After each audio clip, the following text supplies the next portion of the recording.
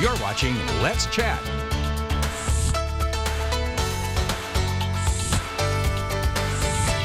Time to spend a few minutes with our friends from Warren and Griffin. This friend in particular, it is Ryan Womack. Ryan, good to see you. Here to talk about a couple of things, health insurance and Social Security. Let's begin with health insurance.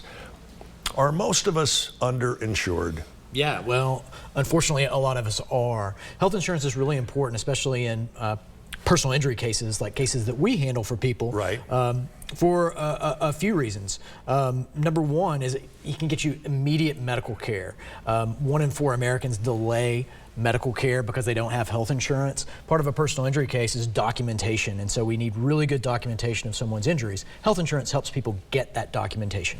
Why do you think so many of us are underinsured? I think for number one, really, truly, is it's expensive, or it can be expensive. Right. A lot of times people don't know their options as well. One great resource is healthcare.gov. People can go to that website, check out their options. They can look at different deductibles and copays and see if they can get subsidies, and that can really help them out in terms of health insurance. All right, one of your specialties at Warren and Griffin is Social Security, and of course that's something that can be a long and convoluted chain if you're just starting down that particular road.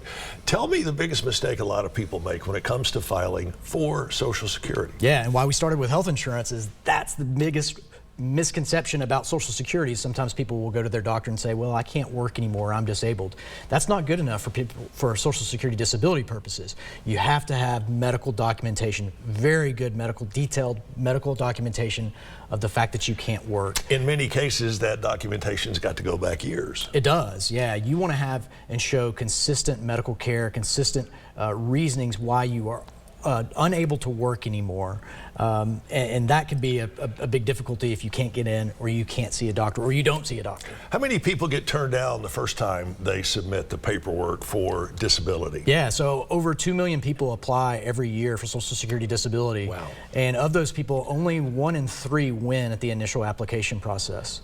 1 in 3. 1 in 3. So that's why we should turn to you, being the expert on this. You can, give us one of the tricks of the trade, without tipping your total hand, about how you can maybe streamline this process a little bit if it's your first time. Sure. Well, I would get with an attorney immediately or as quickly as possible, because attorneys do a few things for you. They're going to look and analyze your medical records. They're going to craft legal theories about how you can win your particular case. They can prepare you to go before an administrative law judge. And in fact, the numbers show that people that do have lawyers are about 3 times more likely to ultimately win their case. All right, let's say we do all that, we still get turned down for the initial disability claim. That's when we have to come back to you, because at that point, aren't most people's hands tied? Yeah, we're happy to handle the case from the initial outset all the way through an administrative law judge hearing, but there is an appeal process. That process can be complex, and that's another reason why an attorney is so beneficial to people. Why do you think the process is so complex? Does it have to be? Isn't there a way to maybe straighten that out just a little bit to everybody's benefit? Well, you would hope so, but the issue is when you have somebody who's trying to interpret whether or not you can work or not, there has to be a framework of rules out there, and those rules can be complex for people, and so they aren't streamlined.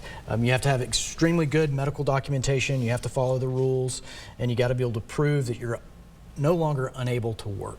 All right, if you are approved for Social Security, or you haven't even needed the whole disability process, it says here the 2023, the average SSDI benefit was about $1,500.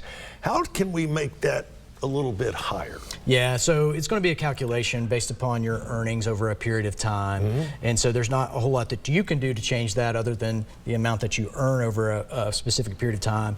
Social Security disability really isn't meant to give somebody a windfall. Right. It's the hope that you can utilize that money to work to get better and hopefully eventually get back into the workforce. All right, sounds good. Ryan, we got to leave it there. Good to see you as always. Thank you. Check them out. It's Warren and Griffin. You know where they are downtown. WarrenandGriffin.com will get you in touch with Ryan and the great team of attorneys at Warren and Griffin, Chattanooga's 5-star law firm.